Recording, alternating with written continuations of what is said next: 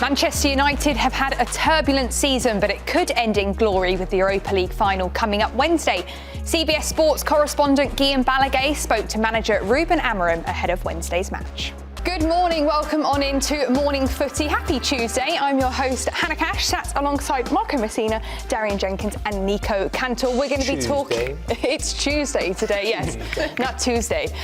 We're going to be... Here it's Tuesday. In America, we say Tuesday. Yeah, exactly.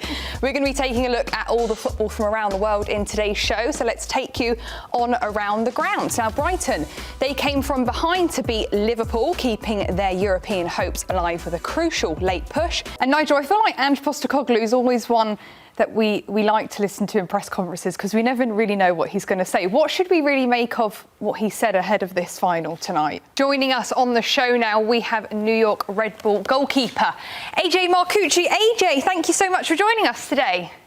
Thanks for having me, Hannah. I appreciate it. Hi, guys. Let's quickly talk about last night because you saved the last penalty in the shootout. Obviously, that's what every goalkeeper intends to do, and you got it done. How was that feeling yesterday? But let's take you around the grounds to talk about what's happening in today's show. In an Australian accent. Should I do the first Do bit? it. Yes. He always gets things done in his second year. Ange Postecoglou was right about that one. Yeah.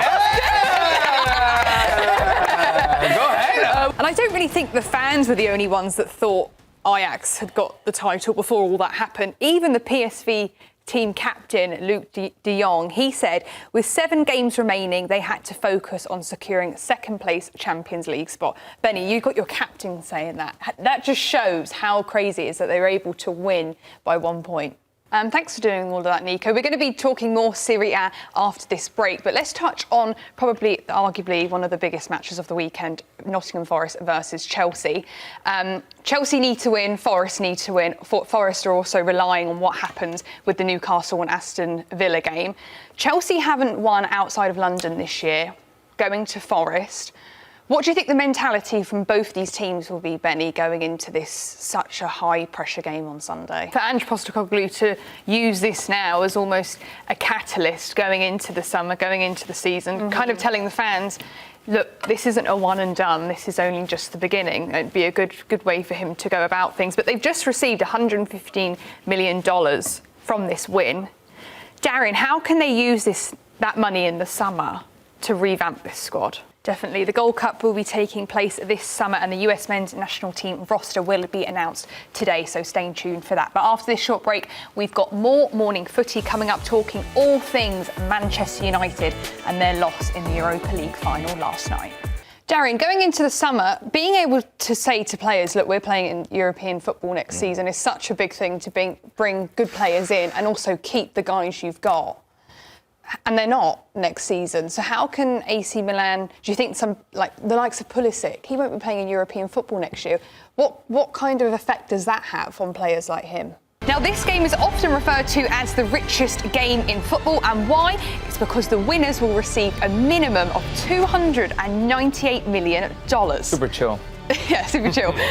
Also, there is a new TV deal starting next season in England, and the rights are going to be worth over $9 billion across next 4 years. Even more chill. So this means each Premier League team will earn around 229 to 296 million. Hence why this is called the richest game in football.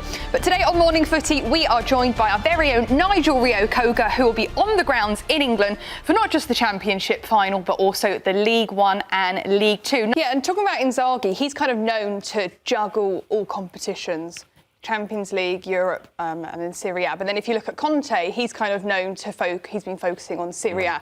Could that kind of come back and bite Inzaghi if they weren't to get the double or to get any trophy this season?